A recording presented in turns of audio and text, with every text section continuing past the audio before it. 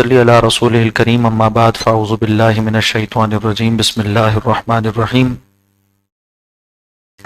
قل للذین کفروا کہہ دیجئے ان لوگوں سے جنہوں نے کفر کیا ان ینتہوا اگر تم باز آ جاؤ یغفر لہم تو تمہیں بخش دیا جائے گا ما قد سلف جو پہلے گزر چکا، یعنی جو پہلے تم اسلام کے خلاف کرتے رہے اس پر تمہاری پکڑ نہیں ہوگی۔ وَإِن يَعُودُوا اور اگر تم پھر وہی روش اختیار کرو جیسی پہلی تھی تمہاری، فقط مضت سنت الاولین تو تحقیق گزر چکی ہے ہماری سنت پہلے لوگوں کے باب میں۔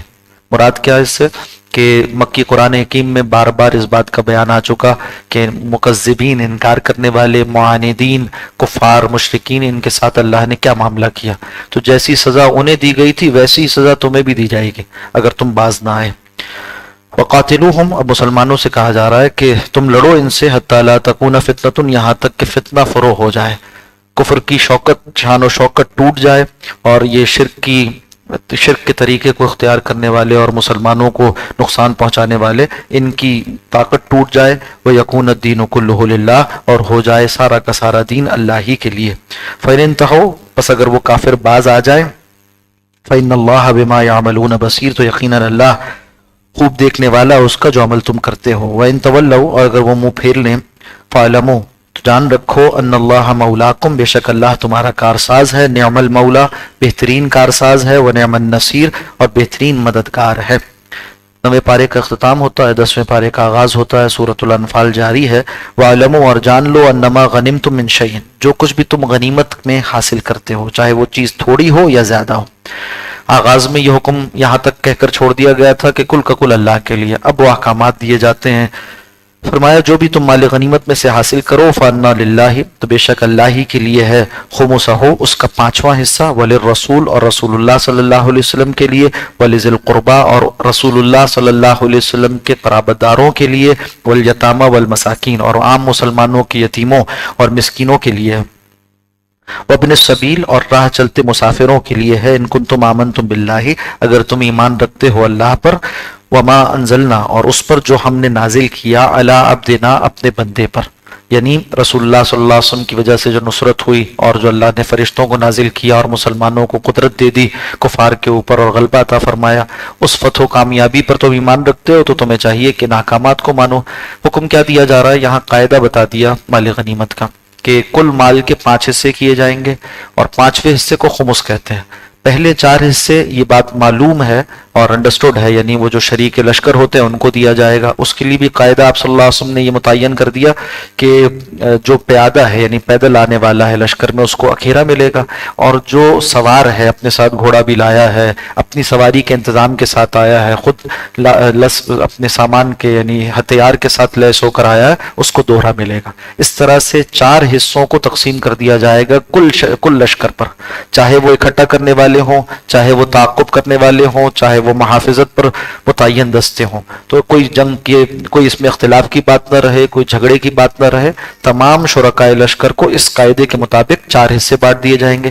5واں حصہ بیت المال میں داخل کیا جائے گا، اور جو 5واں حصہ ہے اس میں سے بھی کچھ مزید حصے کیے جائیں گے۔ اس میں سے ایک حصہ رسول اللہ صلی اللہ علیہ وسلم کے لیے متعین رہے گا کہ آپ اپنی ضروریات کو، اپنے گھر کی ضروریات کو اس سے پورا فرمائیں، وَلِلرَّسُولِ رسول اللہ صلی اللہ علیہ وسلم کے لیے اسے خاص کر دیا۔ پھر ایک دوسرا حصہ اس میں وہ آپ صلی اللہ علیہ وسلم کے رشتہ داروں کے لیے خاص ہوگا۔ یہ وہ رشتہ دار ہیں جن کے لیے کہ زکوٰۃ کے مال کو ناجائز کیا گیا، جو بنو ہاشم میں سے ہیں، ان افراد کے لیے مال خمس میں سے ایک حصہ دینا متعین کیا گیا۔ اچھا اب اس میں کیا یہ ان کا استحقاق بنتا ہے چاہے وہ مالدار ہوں یا مالدار نہ ہوں، دونوں صورتوں میں؟ تو فقہاء اسلام کا موقف اس پہ یہ ہے کہ ایسا نہیں ہے، اور یہ بات اخذ کی گئی ہے خلفائے راشدین کے تعامل سے، حضرت صدیق اکبر، حضرت عمر، حضرت عثمان، حضرت علی رضی اللہ تعالیٰ عنہم اجمعین، یہ چاروں حضرات جس طرح معاملہ کرتے رہے اپنے دور خلافت میں اہل بیت کے ساتھ اور اسی طرح سے بنو ہاشم کے ساتھ، وہی معاملہ بعد میں فقہاء نے شریعت کے قانون کے طور پر متعین کیا۔ وہ کیا ہے کہ ان میں جو نادار ہو اس کو ترجیح دی جائے گی، بقیہ فقراء و مساکین کی نسبت اس کو ترجیح دی جائے گی، اور اگر وہ مالدار ہے تو پھر ان کو دینے کی ضرورت نہیں ہوگی۔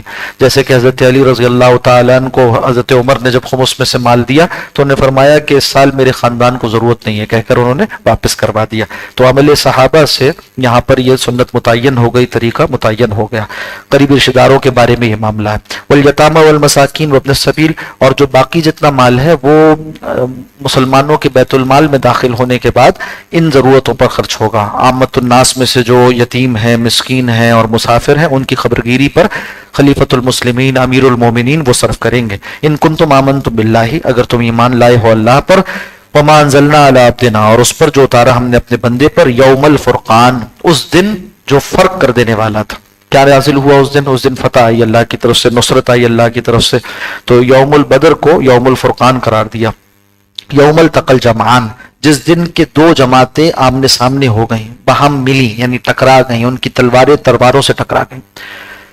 देखिए, जो कुरान हकीम दलील की दुनिया में, बुरहान की दुनिया में फुरकान है, उस कुरान हकीम के मानने वाले साहबा इकराम की जमात, उनके लिए वो अमल की दुनिया में और कहिए कि मैदान कारजार में वो दिन फुरकान बना दिया गया कि इस्लाम को ता क़याम क़यामत अल्लाह ने एक बरतरी दलील और बुरहान के दर्जे में अता फरमाई है, हुज्जत के दर्जे में अता फरमाई है कि इसके दलाइल का और इसके अबदी दलाइल का मुकाबला कभी नौ इंसानी नहीं कर सकती, इसको फौकियत हासिल रहेगी। अब ये कुरान है जो रहती दुनिया तक तमाम नजरियात, अफकार, आमाल सब पर हाकिम होगा और बताएगा ये सही है और ये गलत है। यह है फुरकान होना।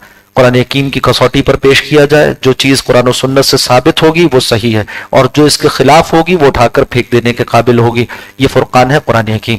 फिर साहबा इकराम और वो दिन यानी हक व बातिल के मार्के में अहले ईमान की फतह, तो मुसलमानों को फुरकान बना दिया। मुसलमानों के लिए उस दिन को, जिस दिन के कुफार ये समझ रहे थे कि बाज उनमें से हो सकता है समझते हो कि हम हक पर हैं, तो उनके लिए फुरकान बना दिया, बता दिया कि तुम हक पर नहीं हो, साहबा इकराम हक पर हैं। यौमुल फुरकान यौमुल तकल जमान, वल्लाहु अला कुल्लि शैइन कदीर, और अल्लाह सुब्हानहु व तआला हर चीज पर खूब कादिर है। इज़ अंतुम बिल उद्वति दुनिया, जब तुम थे करीब वाले किनारे पर, यानी मदीना मुनव्वरा से जो करीब था हिस्सा मैदान बदर का, उस पर तुम थे। वहुम बिल उद्वतिल कुस्वा, और तुम्हारा दुश्मन परली तरफ था, यानी जो मक्का के करीब हिस्सा था उस तरफ था। वो रग्बु अस्फला मिनकुम, और काफिला तुमसे नीचे की तरफ था। वो काफिला जो अबू सुफियान लेकर आ रहे थे माले तिजारत वाला, वो तुमसे नीचे की तरफ यानी साहिल की तरफ था, और वहां से वो रास्ता बदल कर दूर से होते, साहिल से होते हुए दूर से चले गए वापस मक्का। वलौ तबाअतुम, और अगर तुम आपस में वादा कर लेते यानी दोनों गिरोह वाले, लख्तलफ्तुम फिल मियाद, तो फिर भी तुम वक्त मुकर्ररा में इख्तिलाफ कर बैठते। एक लश्कर चला मक्के से, एक लश्कर चला मदीने से। अब ये दोनों एक ही मौके पर एक ही जगह जमा हो जाए बगैर किसी प्लानिंग के, आपस में कोई वक्त तय किए बगैर, ये कैसे मुमकिन हुआ? अल्लाह फरमाते हैं अगर तुम करते तो तब भी वक्त मुकर्ररा पर न पहुंचते। ये अल्लाह ने तय कर दिया, यानी इस मौके पर मुठभेड़ का होना, जंग का हो जाना, ये अल्लाह का फैसला था। वलाकिन लियक़ज़ी अल्लाहु अमरन, ये अल्लाह ने इसलिए कर दिया, जमा कर दिया, आमने सामने कर दिया, ताकि पूरा कर दे उस काम को, काना मफ़ऊला, जो होकर रहने वाला था। हक को हक कर दिखाना, लिया लेका, ताकि हलाक हो जाए मन हलक काम बय्यिनातिन, जो हलाक होना चाहे दलील के कायम हो जाने के बाद। वह यहया, और जिंदा रहे यानी दलील के साथ, ईमान के साथ। मन हया, जो जिंदा रहना चाहे अम बय्यिनातिन, हक के साथ जिंदा रहे यानी दलील पर खड़ा रहे। वह इन्नल्लाह लसमीउन अलीम, बेशक अल्लाह खूब सुनने वाला और खूब जानने वाला है। इस युरीकहुमुल्लाहु फी मनामिका कलीलन, और जब अल्लाह सुब्हानहु व तआला ने रसूल सल्लल्लाहु अलैहि वसल्लम आपको दिखाया काफिरों को आपके ख्वाब में थोड़ा कर कर। एक ख्वाब की कैफियत थी, आप सल्लल्लाहु अलैहि वसल्लम को पहले बजरिया वही, और नबी का ख्वाब भी वही होता है, तो आप सल्लल्लाहु अलैहि वसल्लम को ख्वाब में थोड़ा कर कर दिखाया गया काफिरों को। और ये इसका मतलब क्या है? यानी खिलाफ हकीकत नहीं दिखाया गया, बल्कि हकीकत दिखा दी गई। ख्वाब एक ऐसा मौका है जहां पर जो कुछ देखा जाता है उसकी ताबीर की जाती है। ताबीर और रोया का जो एक फन है उसके मुआफिक, तो आप सल्लल्लाहु अलैहि वसल्लम इस फन के जानने वाले थे। ऐसी बात है, आप इस बात से वाकिफ थे कि जो ख्वाब में मुझे तादाद मुशरिकीन की दिखाई जा रही है वो उनकी बातनी हकीकत है, कि ये तादाद में ज्यादा होने के बावजूद भी असल में बेहकीकत है। तो थोड़ा कर कर दिखाया आप सल्लल्लाहु अलैहि वसल्लम को ख्वाब में। आपने उसी हकीकत बातनी को सहाबा इकराम के सामने बयान कर दिया और फरमा दिया कि जो आ रहे हैं वो किसी हकीकत पर नहीं है, थोड़े से हैं, यानी तुमसे मगलूब हो जाएंगे। इस तरह से एक बशारत हो गई अहले ईमान के लिए। वलो अराकहुम कसीरन, और अगर वो दिखलाता आपको ज्यादा कर कर लफशिलतुम, तो फिर जब आप वो बात बताते साहबा को तो साहबा इकराम में एक सरासीमगी फैल जाती, पस्त हिम्मत हो जाते। वला तनाज़ातुम फिल अम्री, और तुम लोग यानी मुसलमान बाहम नज़ा कर बैठते अपने मामले में। कोई कहता कि अभी जंग करनी चाहिए, कोई कहता कि अभी नहीं करनी चाहिए। तो अल्लाह ने ये तदबीर फरमाई कि आप सल्लल्लाहु अलैहि वसल्लम को कुफार के लश्कर की हकीकत दिखा दी कि वो तो पस्त हिम्मत है और थोड़े से हैं। वलाकिन्नल्लाह सल्लमा, लेकिन अल्लाह सुब्हानहु व तआला ने मुसलमानों तुम्हें बचा लिया बाहमी नज़ा से और पस्त हिम्मत हो जाने से। इन्नहु अलीमुम बिज़ाति सुदूर, बेशक वो खूब जानने वाला है सीनों के राज को। वइज़ युरीकुहुम, और जब वो दिखलाता था तुम्हें उन काफिरों को, इज़ इल्तक़ैतुम फ़ी अयुनिकुम क़लीला, अपनी आंखों से। अब वहां था ख्वाब का जिक्र, यहाँ है आंखों से देखना। ऐ मुसलमानों, जब अल्लाह ने दिखाया तुम्हें उन काफिरों को आंखों से देखते हुए कि वो थोड़े हैं, ये एक मौजज़े का इजहार है कि आप सल्लल्लाहु अलैहि वसल्लम के साथियों को वो 1000 का लश्कर थोड़ा नजर आ रहा था, ताकि इनके जज्बे जवान रहें, मजबूत रहें। आंखों से भी जब देख रहे थे तो तुम्हें काफिरों की हकीकत दिखा दी कि वो पस्त हैं, थोड़ा कर कर दिखाया तुम्हें आंखों से। व युकल्लिलुकुम फी आयुनिहिम, और उन काफिरों को थोड़ा कर कर दिखाया तुम्हारी तादाद को, यानी तादाद थोड़ी थी मुसलमानों की, मगर जज्बे बहुत हिम्मत वाले थे और बहुत आगे थे, तो तुम्हारे हकीकी जज्बों का इजहार नहीं हुआ, तुम्हारी हकीकी जवाबवर्दी का, तुम्हारी बुलंद हौसलेगी का इजहार नहीं किया काफिरों के सामने पहले पहल। क्यों? कहीं ऐसा ना हो कि वो डर कर भाग जाएं और फिर वो जंग ना हो सके जिसको अल्लाह ने तय कर रखा है। तो अल्लाह ने तुम्हें उन्हें थोड़ा कर कर दिखाया ताकि तुम मजबूत रहो, और उन्हें थोड़ा कर कर दिखाया ताकि वो आमादा जंग हो जाए। लियक़ज़ी अल्लाहु अमरन काना मफ़ूला, ताकि पूरा कर दे अल्लाह सुब्हानहु व तआला उस काम को जो होकर रहने वाला था। व इलल्लाहि तुरजउल उमूर, और अल्लाह ही की तरफ लौटाए जाते हैं सारे काम। या अय्युहल्लज़ीना आमनू, ऐ लोगों जो ईमान लाए हो, इज़ा लक़ीतुम फ़िअतन, जब तुम्हारी मुठभेड़ हो किसी गिरोह से, फ़स्बुतू, तो कुछ काम है करने के। मुसलमानों को आदाब क़िताल सिखाए जा रहे हैं। फरमाया गया फस्बुतू, उस मौके पर साबित कदम रहो। वज़्कुरुल्लाह कसीरा, और कसरत के साथ अल्लाह का जिक्र करो। हदीस मुबारका में इसके अब्वाब मौजूद हैं कि जब जिस मौके पर हमला किया जाता है उस मौके पर क्या दुआएं पढ़नी चाहिए। साहबा इकराम को आप सल्लल्लाहु अलैहि वसल्लम ने सिखाई, मुहद्दिसीन ने उसको महफूज किया, आज भी मुजाहिदीन के अमल का वो हिस्सा है। वज़्कुरुल्लाह कसीरन, और अल्लाह को याद करो कसरत के साथ। लअल्लकुम तुफ्लिहून, ताकि तुम फलाह पा जाओ। बदकिस्मती से हमारे माशरे में ये तसव्वुर आम कर दिया गया है कि जिक्र करने वाले ये तो सूफी किस्म के लोग होते हैं, इनका जिहाद से क्या ताल्लुक, और जिहाद को जो है एक जंग बनाकर दिखाया गया। हालांकि दोनों बातें नाक़िस हैं। उम्मत की तारीख पर गौर किया जाए तो जनाब रिसालत माब सल्लल्लाहु अलैहि वसल्लम की इस जमात कुदसिया, जिहाद करने वाली जमात, ये भी अल्लाह के सबसे बड़े वली थे उस जमाने के, और बाद में भी जितने सही जिहाद व क़िताल हुए हैं उम्मत में वो सारे सूफी थे, खानकाहों से तरबियत हासिल कर कर निकले थे, और उसके बाद उन्होंने अल्लाह के रास्ते का जिहाद किया। तफसील में जाने का वक्त नहीं है, वरना ये एक ऐसी तारीखी हकीकत है कोई इसको छुटला नहीं सकता। तो सही जिहाद व क़िताल मनाफी नहीं, सही तसव्वुफ के साथ, और सही तसव्वुफ और खानकाही आमाल वो टकराते नहीं जिहाद व क़िताल के साथ। ये दोनों चीजें एक ही पहलू के दो रुख, एक ही चीज के दो पहलू हैं। तो देखिए जिहाद के मैदान में भी जिक्र सिखाया जा रहा है। वज़्कुरुल्लाह, जिक्र करो अल्लाह का, कसीरन, बहुत ज्यादा, लअल्लकुम तुफ्लिहून, ताकि तुम फलाह पा जाओ। दो अहकामात हो गए। तीसरा हुक्म क्या है? वअतियुल्लाह, और इताअत करो अल्लाह की, व रसूलहू, और रसूलुल्लाह सल्लल्लाहु अलैहि वसल्लम की। बाद में जो भी कमांडर है उसकी इताअत की जाए, जो भी वहां का अमीर मुतय्यन किया गया है उसकी बात मानी जाए। वला तनाज़ऊ, और देखो बाहम आपस में इख्तिलाफ न करो। फतफशलू, अगर ऐसा करोगे तो कम हिम्मत हो जाओगे। व तज़हब रिहुकुम, और तुम्हारी भाग जाती रहेगी, जो तुम्हारा रोब और दबदबा है तुम्हारे सामने काफिरों पर, वो दूर हो जाएगा। वस्बिरू, और देखो सब्र से काम लो, डटे रहो। पांचवा हुक्म भी आ गया, इन्नल्लाह मअस-साबिरीन, बेशक अल्लाह सब्र करने वालों के साथ है। वला तकूनु कल्लज़ीना खरजू मिन दियारिहिम बतरा, छठा हुक्म दिया गया यहाँ पर। फरमाया देखो उन लोगों की माने न हो जाओ जो निकले अपने घरों से इतराते हुए। काफिरों का तरीका ये था, इतराते हुए निकले थे और बाजे ताजे के साथ थे, ढोल वोल भी उनके साथ थे, और रक्स करते हुए निकले थे, और समझ रहे थे कि हम तो अपनी तादाद की बलबूते पर गालिब होकर रहेंगे। वह रिया नास, और लोगों को दिखलाते हुए निकले थे, रियाकारी कर रहे थे। वह यसुद्दून अन सबीलिल्लाह, और वो रोकते थे अल्लाह के रास्ते से। वल्लाहु बिमा यामलून मुहीत, अल्लाह सुब्हानहु व तआला ने तुम्हारे अमलों का इहाता किया हुआ है, तुम्हारे अमाल का इहाता किया हुआ है। 6 अहकामात दिए गए कि मुसलमानों को आज़ी व इनकिसारी के साथ अल्लाह से डरते हुए, एक मुक़द्दस फरीज़ा समझते हुए, जिक्र से अपनी ज़बानों को तर रखते हुए, और उसके अल्लाह और उसके रसूल की इताअत करते हुए, बाहमी इख्तिलाफात से बचते हुए अल्लाह के रास्ते का मुक़द्दस फरीज़ा जिहाद फी सबीलिल्लाह अंजाम देना चाहिए। वइज़ ज़य्यन लहुमुश शैतानु अमालहुम, और जब शैतान ने उनके लिए यानी उन काफिरों के लिए मुज़य्यन कर दिया था उनके अमाल को। वक़ाल, और उसने कहा उनसे, ला गालिब लकुमुल यौम मिनन नास, आज के दिन तो कोई लोगों में से तुम पर गालिब नहीं आ सकता। सुराका बिन मालिक जो कि बनु बकर का एक सरदार था, उसकी सूरत में शैतान आया सामने, اور مسئلہ یہ تھا کہ کفار کو ایک لمحے کو یہ خیال طاری ہوا کہ ہم تو سارے لڑنے والے لوگ لے کر آ گئے مکہ سے، پیچھے اگر بنو بکر جن کے ساتھ ان کا جھگڑا تھا وہ حملہ آور ہو گئے تو ہمارے گھروں کا کیا ہوگا، یا پیچھے سے وہ مسلمانوں کے ساتھ مل کر اپنی ہمارے ساتھ ہونے والی دشمنی کی وجہ سے مسلمانوں کے ساتھ ہی ہو گئے تو ہمارا کیا ہوگا۔ تو شیطان نے اس وقت ان کے سردار کی صورت اختیار کی اور آ کر کہنے لگا ابو جہل سے اور بقیہ سرداروں سے کہ میں تو تمہارے ساتھ ہوں، مجھ سے اندیشہ نہ کرو۔ حالانکہ بعد میں جب جنگ میں کفار کو شکست ہو گئی، یہ واپس گئے ہیں، تو انہوں نے اس سے سراقہ بن مالک سے پوچھا کہ تم نے کیوں ایسا کیا، اس دن تم ہمارا ساتھ چھوڑ کر بھاگ گئے، پہلے کہا میں ساتھ ہوں پھر ساتھ چھوڑ کر بھاگ گئے، تو اس نے کہا مجھے تو اس واقعے کی کوئی خبر ہی نہیں۔ یعنی شیطان روپ دھار کر آیا تھا سراقہ بن مالک کا۔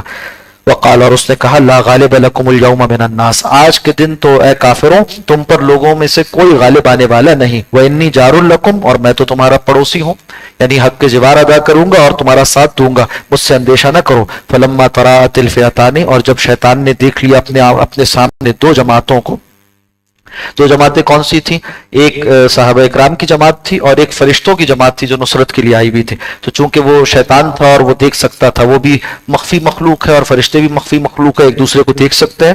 جیسے اس نے دیکھا دونوں جماعتوں کو، ایک معنی یہ کیے گئے، دوسرے معنی یہ کہ کفار اور مسلمان جب آمنے سامنے ہو گئے، دو جماعتوں سے مراد یہ ہے، اور مسلمانوں کے ساتھ اس نے دیکھا شیطان نے کہ فرشتوں کی بھی نصرت ہے، نکص علی عقبیہ، تو وہ اپنی ایڑیوں کے بل لوٹ گیا، یعنی الٹے پاؤں لوٹ گیا، دوڑ گیا۔ وقال، اور اس نے کہا انی بریء منکم، میں تو تم سے بیزار ہوں، کافروں کا ساتھ چھوڑ گیا۔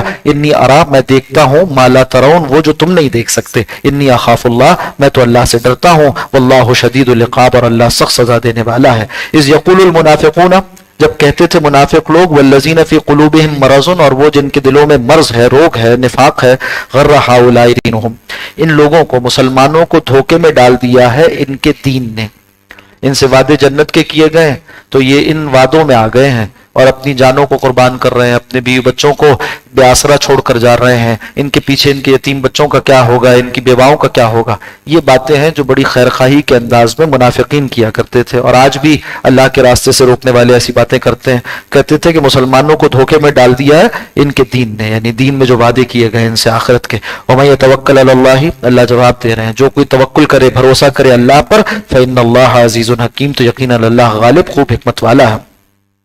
وَلَوْ تَرَىٰ إِذْ يَتَوَفَّى الَّذِينَ كَفَرُوا، اگر آپ دیکھ لیں اس موقع کو جب جان قبض کرتے ہیں ان کافروں کی، الملائکۃ، فرشتے، یضربون وجوہہم، مارتے ہیں ان کے چہروں پر، تھپڑ لگائے جاتے ہیں ان کو زوردار، وادبارہم، اور ان کی پیٹھوں پر بھی برسائے جاتے ہیں کوڑے، زوردار تھپڑ ان کی پیٹھوں پہ ہی پڑتے ہیں، اور ان سے کہا جاتا ہے وذوقوا عذاب الحریق، کہ چکو عذاب جلا دینے والی آگ کا۔ ذالک بما قدمت ایدیکم، یہ ہے سبب اس کے جو تمہارے ہاتھوں نے آگے بھیجا، تمہارے اعمال کے سبب سے ہے۔ وان اللہ لیس بظلام للعبید، اور اللہ سبحانہ و تعالی تو اپنے بندوں پر ظلم کرنے والا نہیں ہے۔ کداب آل فرعون، جیسے کہ عادت تھی آل فرعون کی، والذین من قبلہم، اور ان سے پہلے والے سرکشوں کی بھی، کفروا بآیات اللہ، انہوں نے انکار کیا اللہ کی آیات کا، فاخذہم اللہ بذنوبہم، تو اللہ نے ان کو پکڑ لیا ان کے گناہوں کی پاداش میں۔ ان اللہ قوی شدید العقاب، بے شک اللہ نہایت طاقتور سخت سزا دینے والا ہے۔ ذالک بان اللہ، یہ اس واسطے ہے کہ بے شک اللہ سبحانہ و تعالی لم یک مغیرا نعمتا، ایسا نہیں ہے کہ بدل دے کسی قوم کو دی ہوئی نعمت کو، انعمہا، جو اس نے انہیں عطا کی ہو، علی قوم، کسی قوم پر، حتی یغیروا ما بانفسہم، یہاں تک کہ وہ اپنے احوال کو بدل لیں۔ یعنی یہ کہ اللہ کا قاعدہ یہ ہے کہ جب قوم نیکیوں میں ہوتی ہے تو اللہ سبحانہ و تعالیٰ اس کو اچھی توفیقات سے نوازتے ہیں، تو جو کچھ تمہیں اللہ نے نعمتیں دی ہیں، نعمت اسلام دی ہے، وہ تم سے ایسے ہی سلب نہیں کر لے گا۔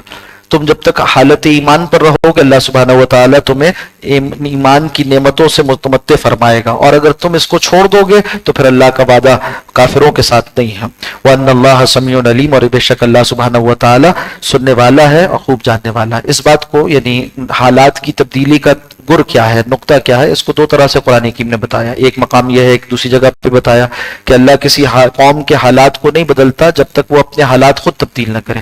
اگر غلط کیفیت میں ہے تو ان کو پھر نعمتیں نہیں دی جاتی، ان پر عذاب آتے ہیں، اور اگر اچھی کیفیت میں ہے تو ان پر عذاب نہیں آتا، ان کو اللہ نعمت میں رکھتا ہے، یہاں تک کہ اہل نعمت اور اہل کفر وہ اپنے حالات خود تبدیل کر دیں۔ جب حالات وہ اپنے تبدیل کر دیں تو اللہ ان کے لیے احوال کو بھی تبدیل کر دیتا ہے۔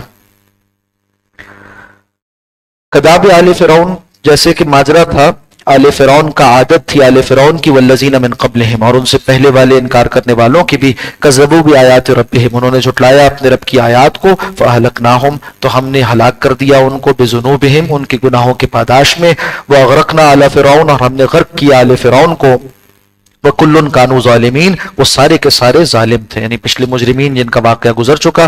ان شر الدواب عند اللہ الذین کفروا، زمین پر چلنے والے تمام جانداروں میں بے شک یقیناً سب سے زیادہ اللہ کے نزدیک برے وہ لوگ ہیں جنہوں نے کفر کیا، فہم لا یؤمنون، چنانچہ وہ ایمان نہیں لاتے، یعنی کافروں سے بھی بدتر، جانوروں سے بھی بدتر ہے۔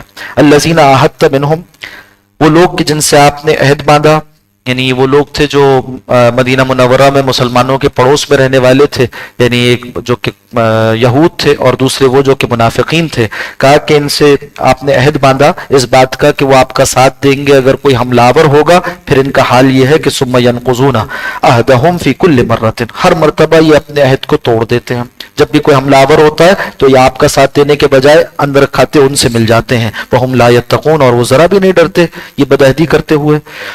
فَإِمَّا تَسْقَفَنَّهُمْ فِي الْحَرْبِ، تو اے نبی صلی اللہ علیہ وسلم اگر آپ ان کو پالیں کھلی جنگ میں، یعنی اگر یہ منافقین بھی آ جائیں کافروں کے ساتھ مل کر، یا یہ کہ یہ یہود جو سازشیں کرتے ہیں یہ بھی آ جائیں آپ کے خلاف جنگ میں، کھلی جنگ میں سامنے، فَشَرِّدْ بِهِمْ مَنْ خَلْفَهُمْ، تو ان کو ایسا مزہ چکایا جائے، ان کو اس زور سے مارا جائے کہ ان کے ذریعے سے نصیحت ہو جائے ان کے پیچھے والوں کو بھی، ایک معنی۔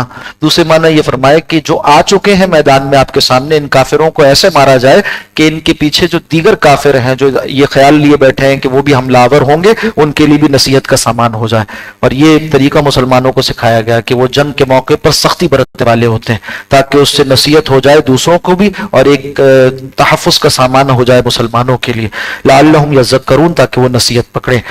وَإِمَّا تَخَافَنَّ مِن قَوْمٍ خَیَانَةً، اور اگر ایسا ہو کہ آپ کو اندیشہ ہو کسی قوم سے بدعہدی کا، آپ نے ان سے صلح کا معاہدہ کیا ہوا ہے، جنگ بندی کا معاہدہ کیا ہوا ہے، اور اب یہ اندیشہ ہے، نظر آ رہا ہے، آثار بتا رہے ہیں کہ وہ معاہدہ توڑ کر کافروں کے ساتھ جا ملیں گے، تو مسلمان ایسے موقع پر کیا کریں؟ فرمایا فَانبِذْ إِلَيْهِمْ عَلَىٰ سَوَاءٍ، تو ان کی طرف ان سے کیے ہوئے معاہدے کو واپس ڈال دیجئے، پھینک دیجئے ان کی طرف۔ مراد کیا ہے کہ اپنی طرف سے اعلان کر دیں کہ ہم نے اس معاہدے کو ختم کر دیا، تنسیخ معاہدے کا اعلان کر دیں، علی سوا، ایسے موقع پر جب برابری ہو۔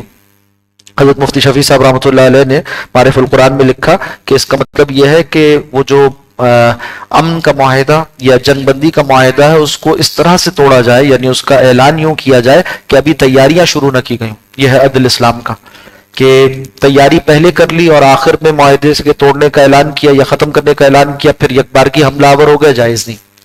صحیح طریقہ یہ ہے کہ جیسی اندیشہ ہو جائے تو آپ اعلان کر دیں کہ ہمارے اور تمہارے درمیان معاہدہ ختم اور اب ہم تمہارے خلاف جنگ کی تیاری کر رہے ہیں۔ یہ ہے علی سوا، برابری کے ساتھ۔ ان اللہ لا يحب الخائنین، بے شک اللہ پسند نہیں فرماتا بدعہدی کرنے والوں کو۔ ولا يحسبن الذين كفروا، ہرگز گمان نہ کریں وہ لوگ جنہوں نے کفر کیا، سبقوا، کہ وہ ہماری گرفت سے نکل بھاگیں گے، انہم لا يعجزون، ہرگز وہ اللہ کو عاجز کر نہیں سکتے۔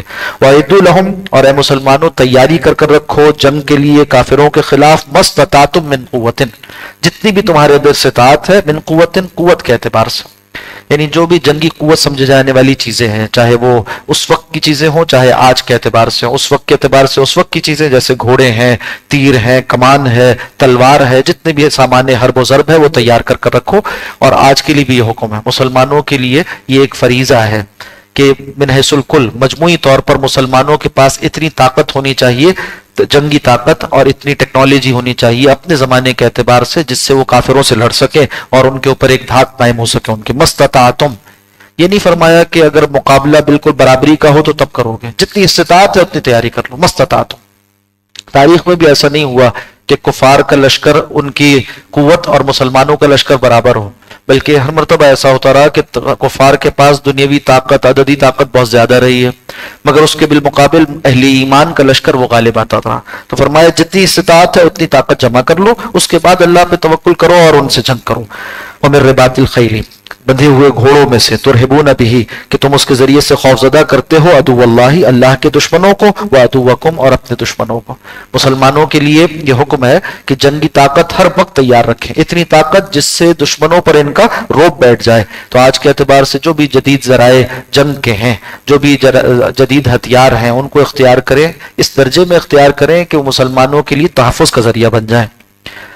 وآخرین من دونہم، اور دشمن کچھ اور بھی ہیں، ایک تو وہ جن کو تم جانتے ہو اللہ اور تمہارے دشمن، دوسرے کچھ ایسے دشمن بھی ہیں لا تعلمونہم، جن کو تم نہیں جانتے، اللہ یعلمہم، اللہ انہیں جانتا ہے۔ رسول اللہ صلی اللہ علیہ وسلم کہتے ہیں مبارکہ میں قیصر و کسریٰ سے، روم و فارس سے جنگیں براہ راست نہیں ہوئیں، تو کہا کہ بعد میں ایسی ہوں گی، تو صحابہ اکرام کے زمانے میں جنگیں ہو گئیں، تو بعد میں یہ دشمن بھی تمہارے سامنے آئیں گے۔ وما تنفقوا من شیء، اور جو کچھ بھی تم خرچ کرتے ہو فی سبیل اللہ، اللہ کے راستے میں، یوفی الیکم، پورا پورا اس کا اجر اللہ تمہیں دے دے گا، وانتم لا تظلمون، اور تم پر ظلم نہ کیا جائے گا۔ وان جنحوا للسلم، اگر تمہارا مقابل جو دشمن ہے تمہارا وہ جھک جائے صلح کی طرف، آمادہ صلح ہو جائے، فجنا لہا، تو تمہیں بھی چاہیے کہ جھک جاؤ صلح کی طرف، یعنی تم پھر آمادہ ہو جاؤ صلح کے لیے، وتوکل علی اللہ، اور بھروسہ کرو اللہ سبحانہ و تعالی پر، انہ هو السمیع العلیم، بے شک وہی خوب سننے والا خوب جاننے والا ہے۔ وَإِن يُرِيدُوا أَن يَخْدَعُوكَ، اور اگر وہ ارادہ کرے دشمن کہ تم سے دھوکہ کریں گے، تم سے صلح بظاہر صلح کی بات کر کر تم پر حملہ آور ہو جائیں گے، فَإِنَّ حَسْبَكَ اللَّهُ، تو بے شک ہے مسلمانوں تمہارے لیے تو اللہ ہی کافی ہے، اے نبی صلی اللہ علیہ وسلم آپ کے لیے تو اللہ ہی کافی ہے۔ یعنی یہ کہ ارادہ خیانت کی وجہ سے صلح کی طرف آمادہ نہ ہونا یہ صحیح نہیں ہے، اللہ پہ توکل کرو۔ مسلمانوں کا معاملہ بالکل صفائی کے ساتھ ہوتا ہے، اور وہ اللہ پر توکل کرتے ہوئے بہادری کے ساتھ معاملات کو طے کرتے ہیں اپنے دشمن کے حوالے سے بھی۔ هو الذی ایدک، وہی ہے اللہ جس نے آپ کی تائید کی، بنصرہ، اپنی خاص نصرت سے، وبالمؤمنین، اور اہل ایمان کے ذریعے بھی، آسمان سے فرشتے بھی اتارے، یہ ہے اللہ کی خاص نصرت، اور اہل ایمان کو بھی آمادہ پیکار کر دیا، جنگ پر آمادہ کر دیا، یہ اللہ کی طرف سے تھا، اہل ایمان کے دلوں کو مضبوط کر دیا اور جنگ کے لیے انہیں آمادہ کر دیا۔ یہ غیر معمولی واقعہ تھا، ورنہ بظاہر دیکھا جائے تو نہتے 313 افراد وہ 1000 کے لشکر کے ساتھ جو کہ ہتھیار سے لیس ہے کیسے آ سکتا ہے؟ یہ اللہ کا خاص فضل ہے۔ وَأَلَّفَ بَيْنَ قُلُوبِهِمْ، اور اللہ نے الفت ڈال دی ان کے دلوں کے مابین، جو لشکر باہمی الفت کا حامل ہو اسی کو اللہ کی نصرت ملا کرتی ہے۔ لَوْ أَنفَقْتَ مَا فِي الْأَرْضِ، اور اے نبی صلی اللہ علیہ وسلم آپ خرچ کر دیتے جو کچھ زمین میں ہے، جمیعاً سارا کا سارا مال، مَا أَلَّفْتَ بَيْنَ قُلُوبِهِمْ، تب بھی آپ اپنی بلبوتے پر خود ذاتی طور پر ان کے دلوں کے مابین الفت نہ ڈال سکتے تھے، وَلَكِنَّ اللَّهَ أَلَّفَ بَيْنَهُمْ، بلکہ اللہ ہی ہے جس نے ان کے مابین الفت ڈال دی۔ تو مسلمانوں کے مابین اور اہل ایمان کے مابین جو الفت ہے یہ اللہ کی طرف سے خاص فضل ہوا کرتا ہے۔ کسی کام کو اگر دنیا میں بھی ثمرآور ہونا ہو، اللہ کی طرف سے طے کر دیا جائے کہ اس کے دنیا میں بھی نتائج نکل آئے، تو اللہ سبحانہ و تعالی اس طرح سے الفت مسلمانوں کے مابین پیدا فرما دیتے ہیں، ان کے صفوں کو درست فرما دیتے ہیں، ان کے دلوں کو جوڑ دیتے ہیں اور نتیجے برآمد ہوا کرتے ہیں۔ انہ عزیز حکیم، بے شک وہ نہایت غالب خوب حکمت والا ہے۔ یہ کیفیت کاملاً رسول اللہ صلی اللہ علیہ وسلم کے زمانے میں آپ کے صحابہ کی جماعت میں تھی، اور اس کے بعد احادیث مبارکہ میں آتا ہے کہ کاملاً یہ کیفیت ہوگی تو حضرت مہدی کی جماعت میں ہوگی۔ حضرت مہدی جو قرب قیامت تشریف لائیں گے ان کی جماعت میں بھی یہی کیفیت ہوگی کہ دلوں کو جوڑ دیا جائے گا اور ان کے دلوں سے کینہ نکالا جائے گا۔ اس کے مابین تو درمیان کا ہی معاملہ ہے، اچھے لوگوں کے ساتھ ایسے لوگ بھی جو کینہ پرور ہوتے ہیں وہ بھی شامل ہو جاتے ہیں اور نقصان پہنچاتے رہتے ہیں۔ دیکھ سکتے ہیں ہم کتنے زبردست اللہ کے دین کے لیے خدمت کے لیے لوگ اٹھے، مگر بعض اوقات اپنوں ہی نے نقصان پہنچایا۔ حضرت شیخ الہند رحمۃ اللہ علیہ نے تحریک ریشمی رومال اس کو کھڑا کیا، اس کے لیے کتنی قربانیاں دیں، مگر بعض اپنے ہی اندر کے جو کئی آستین کے سانپ تھے انہوں نے نقصان پہنچایا۔ اسی طرح تحریک شہیدین سامنے ہے کہ جس میں کیسی کیسی قربانیاں، حضرت شاہ ولی اللہ دہلوی رحمۃ اللہ علیہ کے خانوادے نے قربانیاں پیش کی اور ایک بڑا اقدام کیا، مگر پھر مسلمانوں ہی کے اندر سے جو غدار قسم کے لوگ تھے انہوں نے نقصان پہنچایا۔ تو یہ بین کی کیفیت ہے، اور اس میں اللہ آزماتا ہے اہل ایمان کو کہ وہ اپنی طرف سے جو کر سکتے ہیں وہ کرتے ہیں یا نہیں کرتے۔ جب اللہ کو منظور ہوتا ہے تو عالم واقع میں بھی نتائج پیدا ہو جاتے ہیں۔ یا ایھا النبی حسبک اللہ، آپ کے لیے نبی صلی اللہ علیہ وسلم اللہ ہی کافی ہے، ومن تبعک من المؤمنین، اور وہ کہ جنہوں نے آپ کی پیروی کے اہل ایمان میں سے، یعنی اہل ایمان کے لیے بھی اللہ ہی کافی ہے۔ یا ایھا النبی، اے نبی صلی اللہ علیہ وسلم، حرض المؤمنین علی القتال، تحریض کروائیے یعنی ترغیب کروائیے، ابھاریے، آمادہ کیجیے اہل ایمان کو جنگ پر۔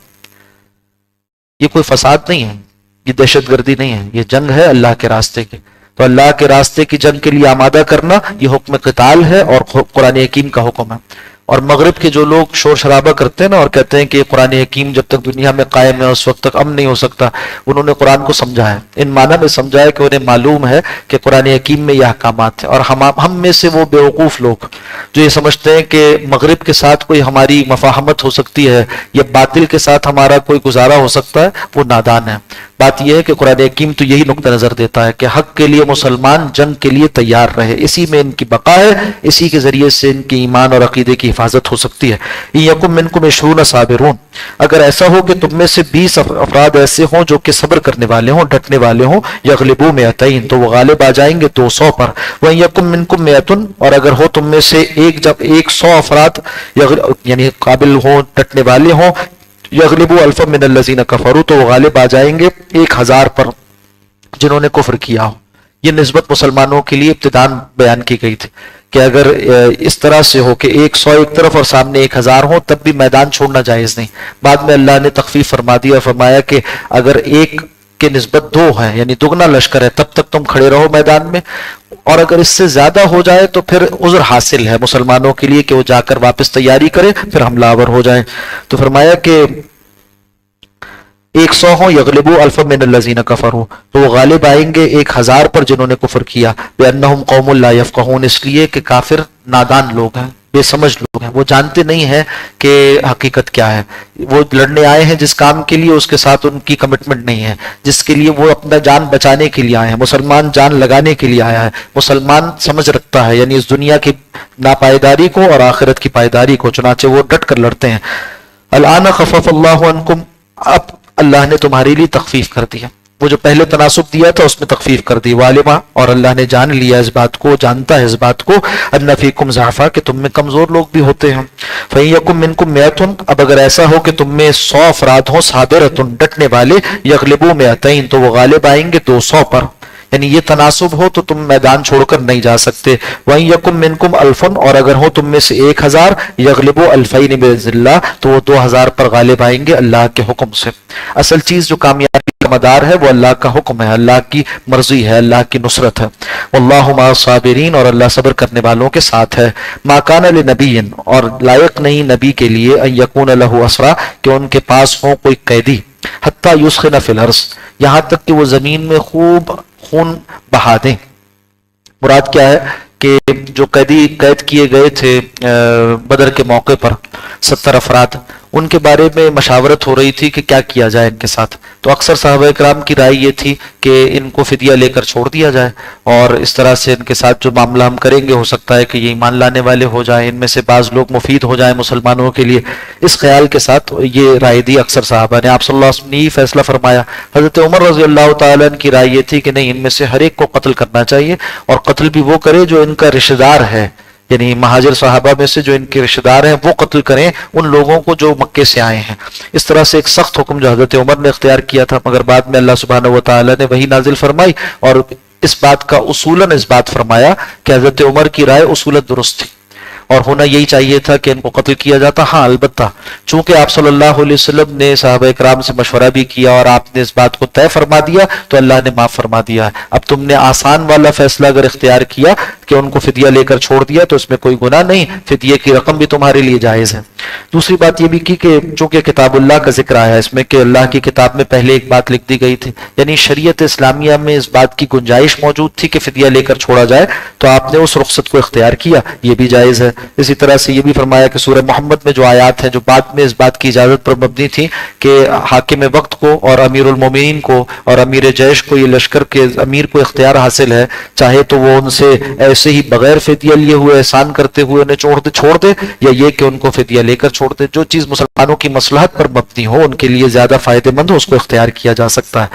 تو اس لیے اس پر گناہ نہیں ہوا، اس فیصلے پر گناہ نہیں ہوا۔ باقی اصولی بات وہ بتا دی گئی کہ تمہارے لیے زیادہ بہتر یہ تھا کہ اگر تم خوب ان کے خون کو بہاتے، یعنی ان کی گردنوں کو مار دیتے، تریدون عرض الدنیا، کہ تم چاہتے ہو دنیا کا سامان، واللہ یرید الآخرہ، جبکہ اللہ تو تمہارے لیے آخرت کو بڑھانا چاہتا ہے، واللہ عزیز حکیم، اور اللہ نہایت غالب خوب حکمت والا ہے۔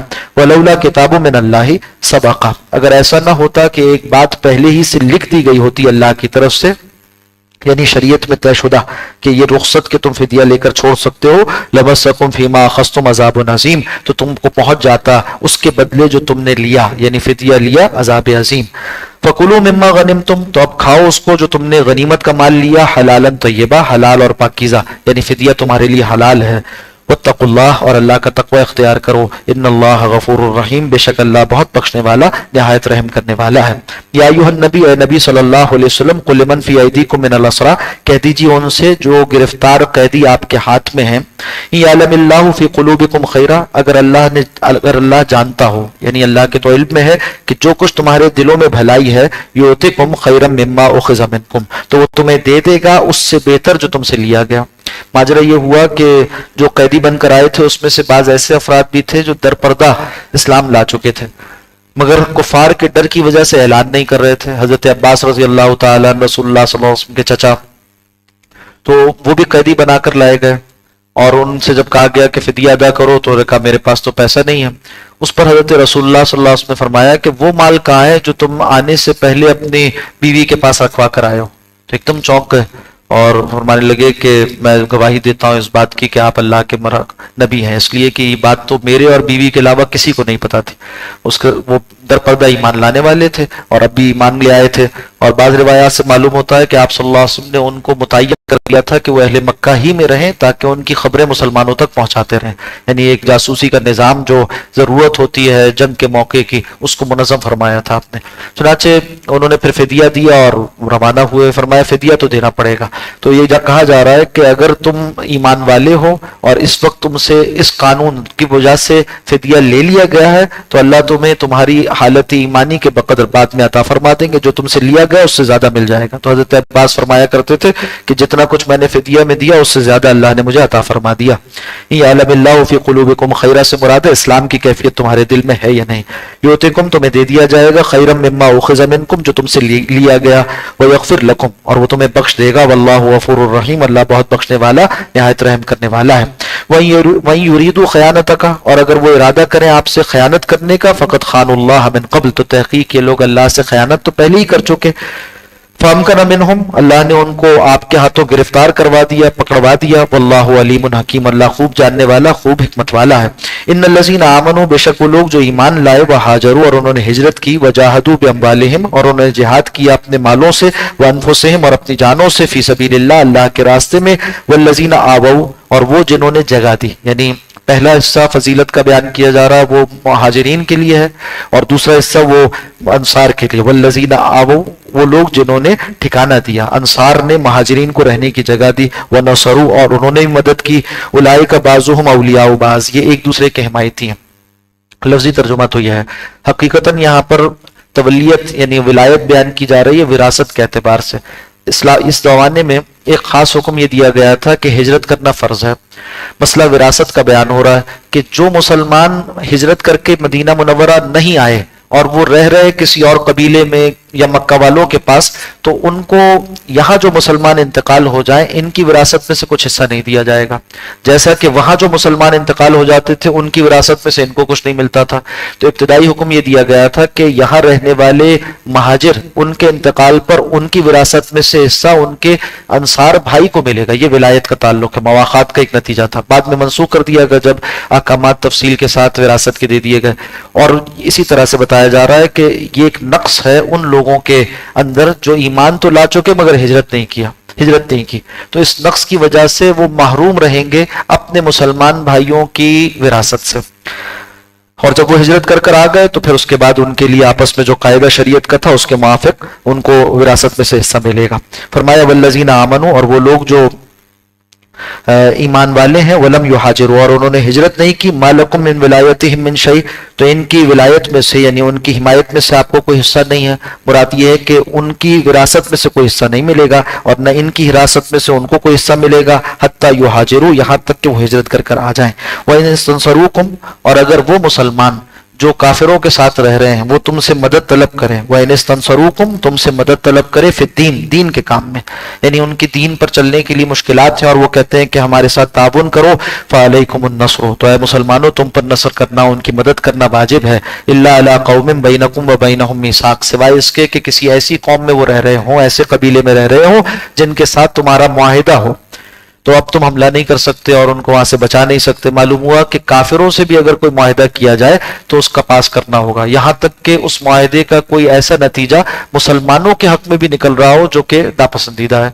चुनाचे جب آپ صلی اللہ علیہ وسلم نے حدیبیہ کے موقع پر ان سے معاہدہ کیا کفار مکہ سے، تو بعض مسلمان چاہتے تھے کہ آ جائیں آپ صلی اللہ علیہ وسلم کے ساتھ، مگر چونکہ معاہدہ ہو چکا تھا تو اس لیے واپس کر دیا گیا اور مسلمانوں کو لایا نہیں گیا۔ تو مسلمانوں کو اسلام کے احکامات واضح دیے جا رہے ہیں کہ اصول کے موافق چلیں، اس میں پسند ناپسند کا کوئی دخل نہیں ہو سکتا، رشتہ داریاں بھی بیچ میں نہیں آ سکتی جبکہ احکامات واضح ہوں۔ واللہ بما تعملون بصیر، اور اللہ ان اعمال کو جو تم کرتے ہو خوب دیکھنے والا ہے۔ والذین کفروا، اور وہ لوگ جنہوں نے کفر کیا، بعضهم اولیاء بعض، وہ حمایتی ہیں بعض کے بعض، یعنی آپس میں ایک دوسرے کے حمایتی ہیں۔ اللہ تفعلوہ، اے مسلمانوں اگر تم بھی اسی طرح سے نہ کرو، یعنی مسلمانوں کی حمایت تم نہ کرو، تکن فتنۃ فی الارض، تو برپا ہو جائے گا فتنہ زمین میں، وفساد کبیر، اور بڑا فساد ہوگا۔ بتایا کیا جا رہا ہے، اگر مسلمان دنیا میں کہیں بھی مجبور ہیں، کافروں کے ہاتھوں ستائے جا رہے ہیں، اور وہ مدد طلب کرے دیگر مسلمانوں سے جو قوت والے ہیں، تو قوت والوں پر یہ واجب ہو جاتا ہے کہ ان مظلوم مسلمانوں کی مدد کو آئیں۔ اور دیکھو کافر بھی تو آپس میں ایک دوسروں کی مدد کرتے ہیں، اگر تم نہ کرو مسلمانوں ایسا تو تم فساد میں مبتلا ہو جاؤ گے اور فتنہ ہو جائے گا، اور اس طرح سے مسلمانوں کا بڑا نقصان ہوگا۔ والذین آمنوا، اے لوگوں جو ایمان لائے ہو، وہاجروا، اور ہجرت کی، وہ لوگ جو ایمان لائے اور انہوں نے ہجرت کی، وجاہدوا فی سبیل اللہ، اور انہوں نے جہاد کیا اللہ کے راستے میں، والذین آووا، اور وہ جنہوں نے جگہ فراہم کی، یعنی مہاجرین کو جگہ دی، ونصروا، اور ان کی مدد کی، اولئک هم المؤمنون حقا، یہی مومن ہے پورے پورے، یعنی ان کی ایمان میں نقص نہیں ہے، ان کے اعمال میں نقص نہیں ہے۔ جو ہجرت نہیں کر رہے ان میں ایک نقص رہ گیا ہے، ہجرت کر لیں تو اللہ اس کو بھی دور فرما دیں گے۔ لہم مغفرۃ، ان کے لیے مغفرت ہے، ورزق کریم، اور روزی ہے بڑی عزت والی۔ والذین آمنوا من بعد، اور وہ لوگ جو ایمان لائے بعد میں، وہاجروا، اور انہوں نے ہجرت کی، وجاہدوا، اور انہوں نے جہاد کیا، معکم، تمہارے ساتھ ہو کر، فاولئک منکم، تو وہ تمہیں میں شمار کیے جائیں گے، یعنی ان کے مابین اب وراثت کا قانون جاری ہوگا۔ وَأُولُو الْأَرْحَامِ بَعْضُهُمْ أَوْلَىٰ بِبَعْضٍ فِي کتاب اللہ، اور اس آیت سے منسوخ کر دیا گیا اس بات کو کہ ایک مہاجر ایک انصار کے ساتھ اپنے وراثت کے معاملے میں شریک ہے، فرما دیا، اور رشتہ دار اولو الارحام بعضهم اولیٰ ببعض، وہ ایک سے دوسرا زیادہ حقدار ہے فی کتاب اللہ، یعنی اللہ کی شریعت میں۔ احکامات وراثت اب معمول کے موافق جاری ہوں گے، نہ کہ وہ عارضی حکم جو ہجرت کے فرض ہونے کی وجہ سے اس زمانے میں آیا تھا۔ ان اللہ بکل شیء علیم، بے شک اللہ سبحانہ و تعالی ہر شے کا خوب علم رکھنے والا ہے۔ اقول قولی ھذا واستغفر اللہ لی ولکم ولسائر المسلمین والمسلمات۔